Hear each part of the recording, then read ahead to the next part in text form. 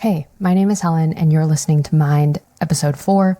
Today's episode is Steve Jobs by Walter Isaacson. I struggled to write the episode for this book, going through multiple drafts and over 90 hours of research and experience, going through the life of Lisa Brennan Jobs, Steve Jobs' first daughter, and the daughter he abandoned at 23, overlooking Steve Jobs' speeches and commencement speeches, early 1984 when the Macintosh came out.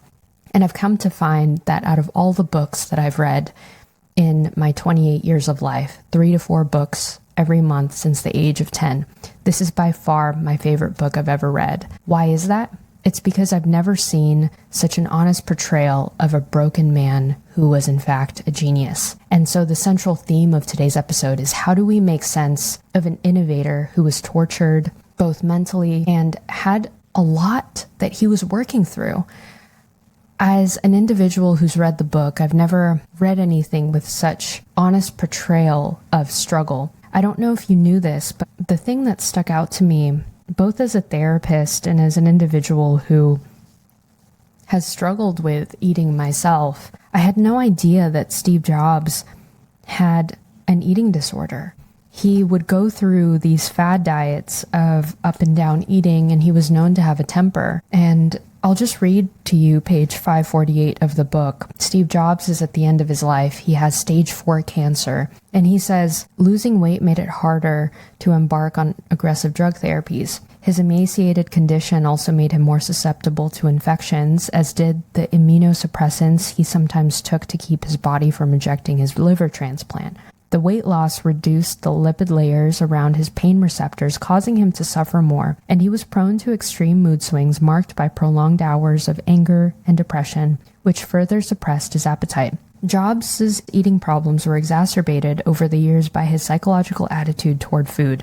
When he was young, he learned that he could induce euphoria and ecstasy by fasting. So even though he knew that he should eat, his doctors were begging him to consume high-quality protein lingering in the back of his subconscious. He admitted was his instinct for fasting and for diets like Arnold Ehret's fruit regimen that he had embraced as a teenager. His wife, Lorene Powell, kept telling him that it was crazy, even pointing out that Ehret had died at 56 when he stumbled and knocked his head. And she would get angry when he came to the table and just stared silently at his lap. I wanted him to force himself to eat, she said, and it was incredibly tense at home. Briar Brown, their part-time cook, would still come in the afternoon and make an array of healthy dishes, but Jobs would touch his tongue to 1 or 2 dishes and then dismiss them all as inedible. One evening he announced, I could probably eat a little pumpkin pie, and the even-tempered Brown created a powerful pie from scratch in an hour. Jobs ate only 1 bite,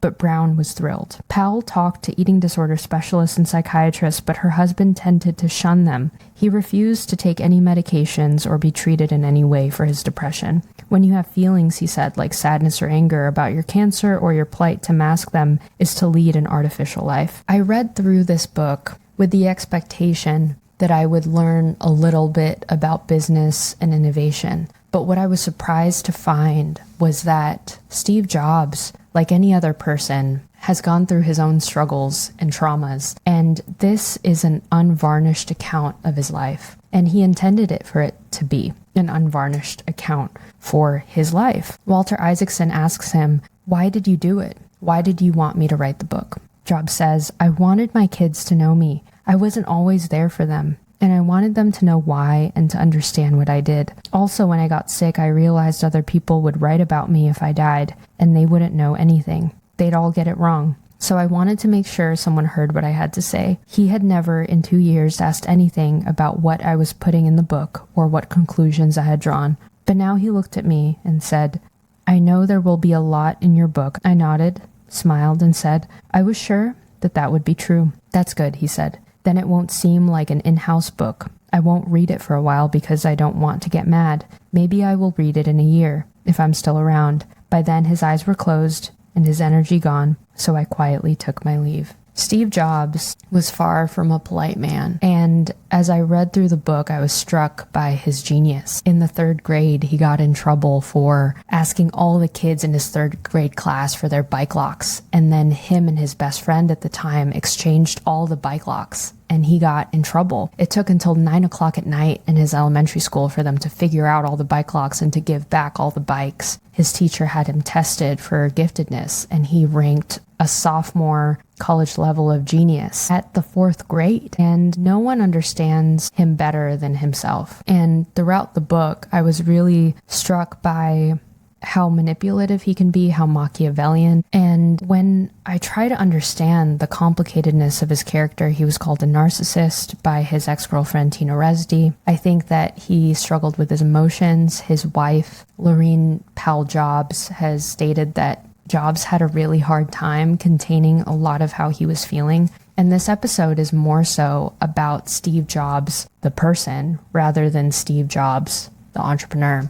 There's plenty of podcasts that have documented his genius, that have documented his tactics in both business and in engineering. But I don't think that his mental health and his mind is talked about enough, which is the take that we're going in this direction. I'm going to be covering stories that you might not have heard before, his friendship with Wozniak. I think that this book really does explore so much of his life, his imagination, his simplicity, his depth, his great design with character. But if I could paint a picture of what he was like as an individual, he describes his youngest daughter, Eve, in the same way that he, I think, would describe himself. Jobs came to appreciate her spirit and see a lot of himself in her. She's a pistol and has the strongest will of any kid I've ever met, he said. It's like payback. He had a deep understanding of her personality, perhaps because it bore some resemblance to his. Eve is more sensitive than a lot of people think, he explained. She's so smart that she can roll over people a bit. So that means she can alienate people, and she finds herself alone. She's in the process of learning how to be who she is, but tempers it around the edges so that she can have friends that she needs. Jobs' relationship with his wife was sometimes complicated, but always loyal, savvy, and compassionate. Laureen Powell was a stabilizing influence and an example of his ability to compensate for some of his selfish impulses by surrounding himself with strong-willed and sensible people. She weighed in quietly on business issues, firmly on family concerns, and fiercely on medical matters. Steve Jobs was a headstrong character, and I think one of his greatest strengths is that his belief was surrounding himself with A players. And Laureen was an individual who was headstrong and had a gentleness that he could probably never have. He was capable of warmth, but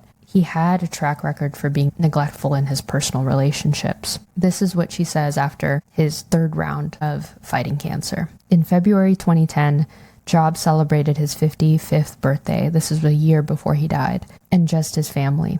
The kitchen was decorated with streamers, balloons, and his kids gave him a red velvet toy crown, which he wore. Now that he had recovered from a grueling year of health problems, he resumed his focus on his work. I think it was hard on the family, especially the girls, Pell told me. After 2 years of him being ill, he finally gets a little better, and they expected he would focus a bit on them, but he didn't. She wanted to make sure, she said, that both sides of his personality were reflected in this book and put into context. Like many great men, whose gifts are extraordinary, he's not extraordinary in every realm, she said. He doesn't have social graces, such as putting himself in other people's shoes, but he cares deeply about empowering humankind, the advancement of humankind, and putting the right tools in their hands. Jobs was not known for the way that he interacted with people. At one point, when he put all of his efforts in the Macintosh, he goes to Andy Hertzfeld, an engineer who was working at Apple II at the time and one of his closest friends, and he yanks the cord off of Andy Hertzfeld's Apple II and says, "Come with me." Andy Hertzfeld was working on code for the Apple II, and he lost all his source code because Jobs wanted him to work for him. And the example of really wanting the outcome over the personal means was something that he really prioritized. Throughout the entire pages of Jobs' life, there were several accounts that he believed that he would die early or before a lot of his friends, which was true. He was on a mission. And so much of his life is trying to surround himself with the right people to compensate for what he could not do. His best friend was Wozniak, and Wozniak was known to be a genius, his best friend, but he didn't really know how to interact with his best friend. Throughout the book, there are examples of just how opposite they were that I'd like to read for you. Woz's father taught him something that became ingrained in his childlike, socially awkward personality. Never lie. My dad believed in honesty, extreme honesty. That's the biggest thing he taught me. I never lie, even to this day. In addition, he imbued his son with an aversion to extreme ambition, which set Woz apart from Jobs. At an Apple launch event in 2010, 40 years after they met, Woz reflected on their differences. My father told me, "You always want to be in the middle," he said. I didn't want to be with high-level people like Steve. My dad was an engineer, and that's what I wanted to be. I was way too shy to be a business leader like Steve.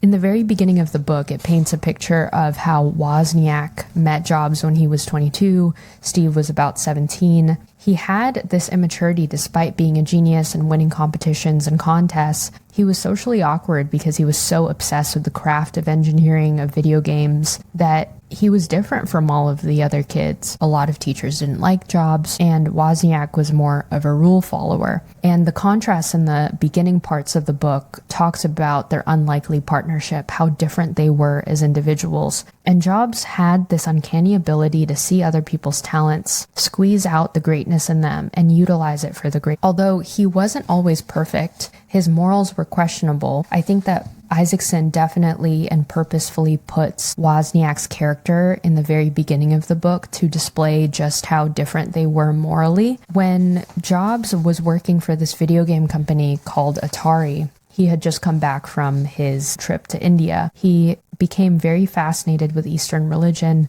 became well known to be a prolific Zen Buddhist, going to retreats a lot in the early parts of his life, and becoming very close friends to a lot of people in the Eastern religion community. His daughter, Lisa Brennan Jobs, says that there was always a Bhagavad Gita in their house. And in 1975, Jobs comes back from this months-long trip from India, meeting his gurus, etc. And in 1975, one of the heads of Atari, Nolan Bushnell, goes to Steve to help design a single-player game called Pong. And he says there would be a bonus, Bushnell told him, for every chip fewer than 50 that he used. But he assumed correctly that he would recruit Wozniak, who was always hanging around. I looked for a 2-for-1 thing, Bushnell said. Woz was a better engineer. The irony here was Jobs was presented with the opportunity, but Bushnell knew that they were best friends, and he knew the genius of Wozniak. Wozniak was working full-time for HP Computers. His ambition was met. He was very happy working for HP because it was one of the leading manufacturers of computers at the time. And so Jobs goes to Wozniak to help create the circuit board and the chips for this Pong game. And the book says, Wozniak was thrilled when Jobs asked him to help and propose splitting the fee. This was the most wonderful offer in my life, to actually design a game that people would use. Jobs said it had to be done in 4 days and with the fewest chips possible. What he hid from Wozniak was that the deadline was one that Jobs had imposed because he needed to help prepare for the Apple harvest. He also didn't mention that there was a bonus tied to keeping down the number of chips. During the day at HP, Wozniak would sketch out his design on paper. Then after a fast food meal, he would go right to Atari and stay all night. As Wozniak churned out the design, Jobs sat at the bench to his left, implementing it by wire wrapping the chips onto a board. Astonishingly, they were able to get the job done in 4 days, and Wozniak used only 45 chips. Long story short, Wozniak actually doesn't find out that Jobs just splits the regular fee with Wozniak, and Wozniak finds out from this book called Zap that Steve had gotten this chip. And the early start of the book really does outline Woz's investment in the craft versus Jobs' ambition. Jobs was the leading person who gave Wozniak these opportunities to innovate and to invent. And the book writes, the Commodore flirtation brought the surface potential conflict between Jobs and Wozniak. Were they truly equal in what they contributed to Apple and what they should get for it? Woz's dad, Jerry Wozniak, who exalted the value of engineers over mere entrepreneurs and marketers, thought most of the money should be going to his son. He confronted Jobs personally when he came by the Wozniak house. Pardon my language here. "You don't deserve shit," he told Jobs. "You haven't produced anything." Jobs began to cry, which was not unusual. He had never been, and would never be, adept to containing his emotions. Steve told Woz that he was willing to call off the partnership. "If we're not 50-50, he said to his friend, "you can have the whole thing." This is where you sort of struggle, or I sort of struggled with characterizing Jobs as this evil person, because after they start Apple, despite the pattern of betrayal and manipulation that's displayed in the first 50 pages of the book between Steve and Woz's friendship, you really do see Steve going to Woz with this honesty that he wasn't as talented as Wozniak, and he was willing to give up Apple altogether. But Wozniak says something that really turns the tides, that helps you see the genius behind Steve Jobs. Wozniak, however, understood better than his father the symbiosis they had. If it had not been for Jobs, he might still be handing out schematics of boards for free at the back of homebrew meetings. It was Jobs that had turned his ingenious designs into a budding business. He had agreed they should remain partners. Throughout the friendship of the both of them, it's almost as if they refrain from labeling one another or from casting one as better than the other. I think that their friendship spans revenge, or spans time. Even after Jobs betrays Wozniak, Wozniak says, "I think that Steve needed that money, and he didn't tell me the truth." Isaacson confronts Wozniak about this story about Jobs getting more money later on. Wozniak later said, when he talks about it now, there are long pauses, and he admits that it causes him pain. To Wozniak, it shows a fundamental difference in their characters. We're not always aware of the faults of other human beings, and I think that Steve Jobs in the early years of his life made a lot of mistakes, and even after, you can argue that he continues to make a lot of mistakes. He's a very competitive individual, but I think what he does really well is that he's able to see and empower Wozniak even after that incident. They continue to stay friends, and Wozniak helps create the Apple I and the Apple II. This, however, doesn't excuse his manipulative behavior. I will be talking more about his relationship with former PepsiCo CEO John Scully, who he has a manipulative, kind of like a kiss-ass relationship with. And then I'll later talk about his relationship with Jeff Raskin, the original creator of the Macintosh. There's a lot of deceit that happens in his life. Great artist steal. He references Picasso's line there. But I really do want to talk about his reality distortion field before I go into some of his competitive advantages and his Machiavellian tactics. This is far from an excuse, actually. One of my favorite stories in the book that really paints this complicated picture of Steve Jobs' you love to hate him, you hate to love him relationship that I've been developing for this book is it's 1980, and former Apple employee Jeff Raskin gets this idea for the Macintosh, and he writes this email called "Working for/with Steve Jobs." Quote, "If the idea is a good one, he will soon be telling people about it as though it was his own." So Jeff Raskin basically gets hired to work for Apple in the 90s, and he gets this idea to create the Macintosh. Raskin envisioned a machine that would sell for $1,000 and be a simple appliance with a screen and keyboard and computer all in one unit. Jobs was enthralled by Raskin's vision, but not by his willingness to make compromises to keep down the cost. So I just want to pause this quote really quick and just say that Jeff Raskin was hired to be an engineer, and his vision was to create a low-cost product. He wanted to create a computer that could be a computer for the people. And this excited Steve Jobs because at 16 years old, he comes across this magazine where he basically gets this idea that computers are the tool for the people, and Raskin is on board with that idea. But Raskin is very limited in his perspective. He wants something that's less than $1,000, and this is the 1980s, when computers were just beginning to become practical tools for everyday people. So that's where him and Jobs differ. So I want to go back to the quote. At one point in the gall of 1979, Jobs told him instead to focus on building what he repeatedly called an insanely great product. "Don't worry about the price, just specify the computer's abilities," Jobs told him. Raskin responded with a sarcastic memo. It spelled out everything they would want in a proposed computer: a high-resolution color display, a printer that worked without a ribbon and could produce graphics in color at a page per second. He tells Steve, "We must start both with a price goal and a set of abilities and keep an eye on today's and immediate futures technology." In other words, Raskin had little patience for Jobs' belief that you could distort reality if you had enough passion for your product. So Steve Jobs was really big on creating your own reality. He called this the reality distortion field. Being adopted in 1955 and struggling with eating disorders, Steve Jobs was a guy who really loved control. And so Raskin was in direct opposition with Jobs. And so you can see, because Jobs is so Machiavellian and a dog-eat-dog world, that he wasn't really vibing with Raskin. Raskin focused on function and something that was technically modest, and Steve Jobs later takes on this project. Raskin quits very hastily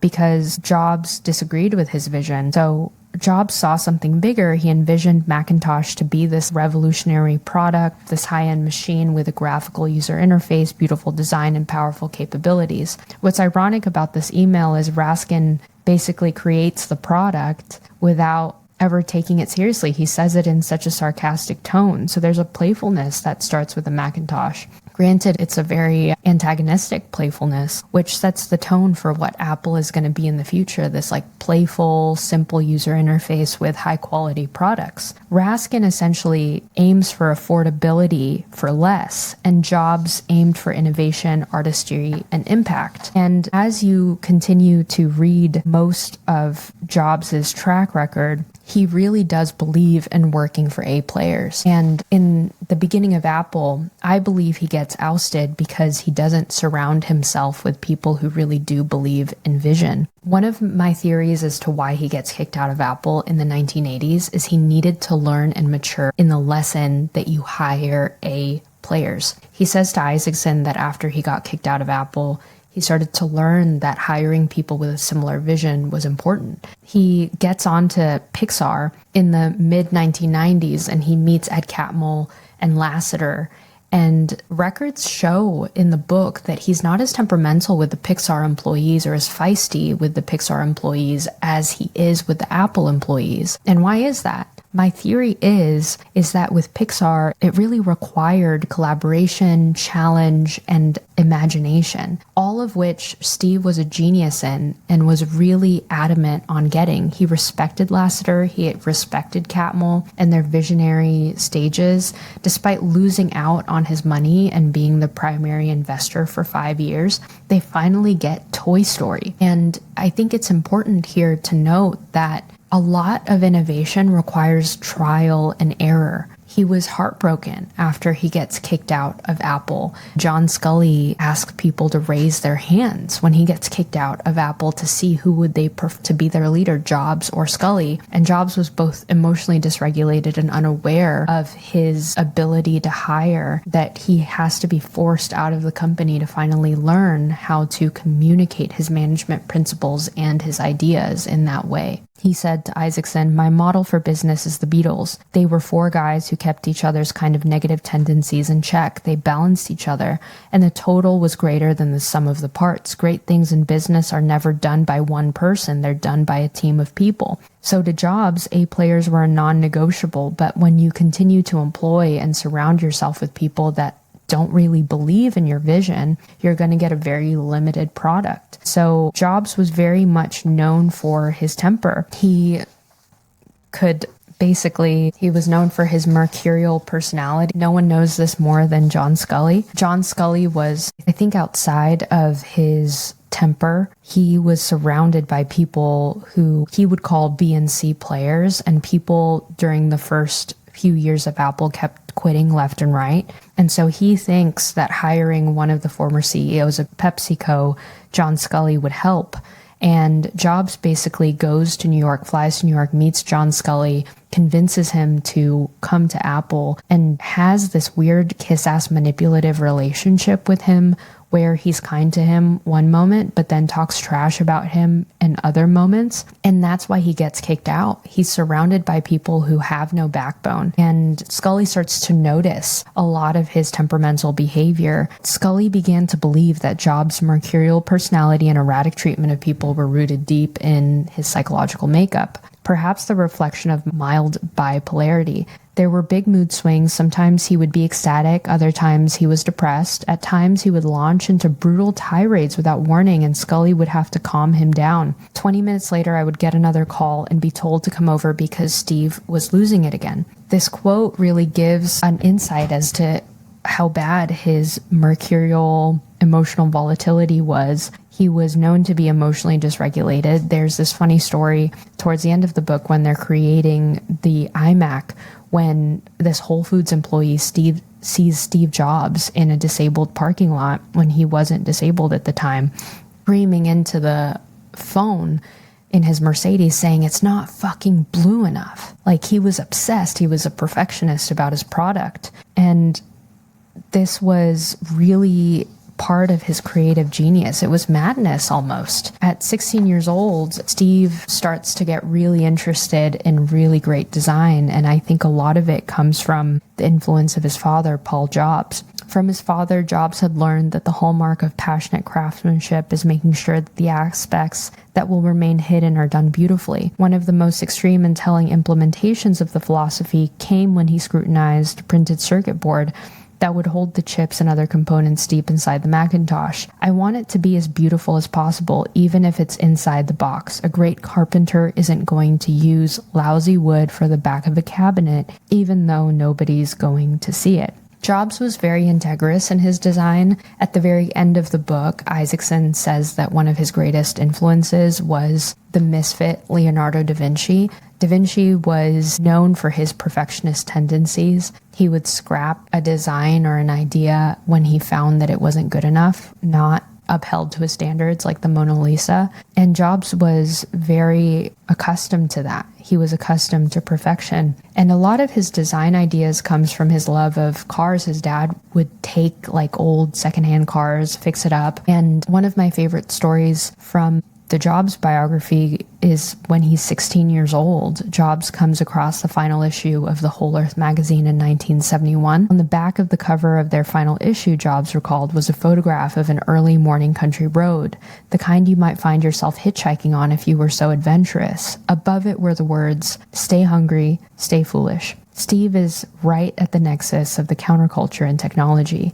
He got the notion of tools for human use. A lot of people have heard that he was a perfectionist in a lot of ways. But what a lot of people don't know is his friends in the beginning of the book theorized that his desire for control really came out of his feelings of abandonment from his early childhood and his parents. He was given up for adoption when his mom was 23. He later reconciles with his mom, Joanna, and becomes very, very close to his sister, Mona Simpson, who becomes a famous novelist later on.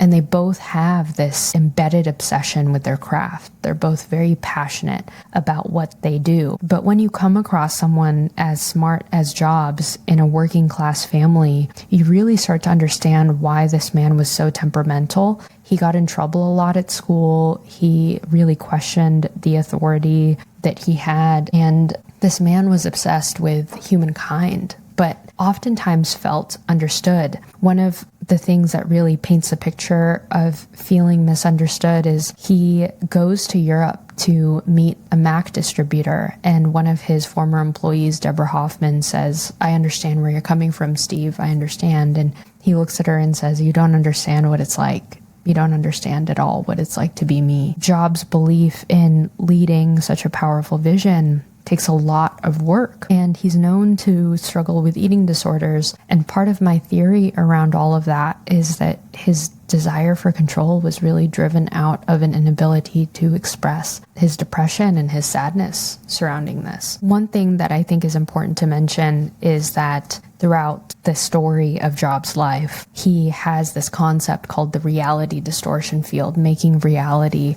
what you want it to be. I found this quote from the Santa Clara Valley of Historical Association on YouTube, and I want to read you this quote that really highlights what Jobs calls the reality distortion field. When you grow up, you tend to get told that the world is the way it is, and your life is just to live your life inside the world. Try not to bash into the walls too much, try to have a nice family life, have fun, save a little money, but that's a very limited life. Life can be much broader once you discover one simple fact, and that is everything around you that you call life was made up by people that were no smarter than you, and you can change it. You can influence it. You can build your own things that other people can use. And the minute that you understand that you can poke life, and actually something will, if you push in, something will pop out the other side, that you can change it. You can mold it. That's maybe the most important thing, is to shake off the erroneous notion that life is there and you're just going to live in it versus embrace it, change it, improve it, make your mark upon it. I think that's very important.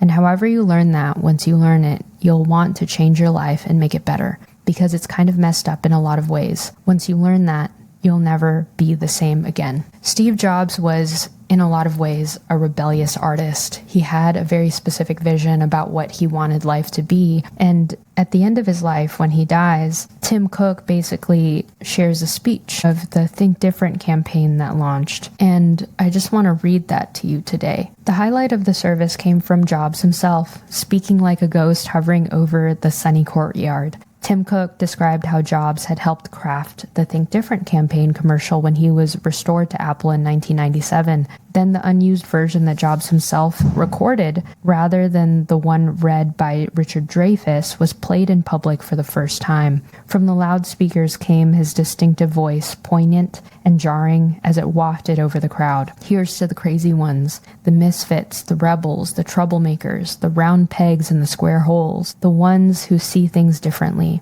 It felt as if Jobs was back with them, earnest and emotional, describing himself. They're not fond of rules, and they have no respect for the status quo. You can quote them, disagree with them, glorify them, or vilify them. About the thing you can't do is ignore them. At the point, his voice became slightly more emphatic, excited, as if he were sitting right in front of the crowd, his eyes again ablaze. It conjured up the memories of what he sounded like when he was young, and how, as in his favorite Dylan song, he had remained forever young. They push the human race forward. That was a line he had written himself, and he delivered the famous summation as fitting for his book. While some may see them as the crazy ones, we see genius, because the people who are crazy enough to think they can change the world are the ones who do. You can say what you will about Steve, but he wasn't afraid to be honest with people. He was known for his language, for his ability to be honest with others. And one of the things that really does impress me about Steve is how his reality distortion field allowed him to create the genius of Apple.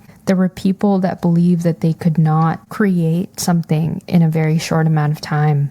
So when they're trying to create the constructible and durable glass for the iPhone, Jobs meets with this guy named Weeks, and Weeks basically helps him construct Gorilla Glass. And Weeks says that he doesn't or can't have the resources to create the Gorilla Glass in 6 months when the Apple is about to get launched, the Apple iPhone is about to get launched. He says, "We don't have capacity," Weeks replied. "None of our plants make the glass now." "Don't be afraid," Jobs replied. This stunned Weeks, who was good-humored and confident, but not used to Jobs' reality distortion field. He tried to explain that a false sense of confidence could not overcome engineering challenges, but that was a premise that Jobs had repeatedly shown he didn't accept. He stared at Weeks unblinking. "Yes, you can do it," he said. "Get your mind around it. You can do it." As Weeks retold the story, he shook his head in astonishment. "We did it in under 6 months," he said. "We produced a glass that had never been made." Corning's facility in Harrodsburg, Kentucky, which had been making LCD displays, was converted almost overnight to make Gorilla Glass full-time. "We put in our best scientists and engineers on it, and we just made it work." In his airy office, Weeks has just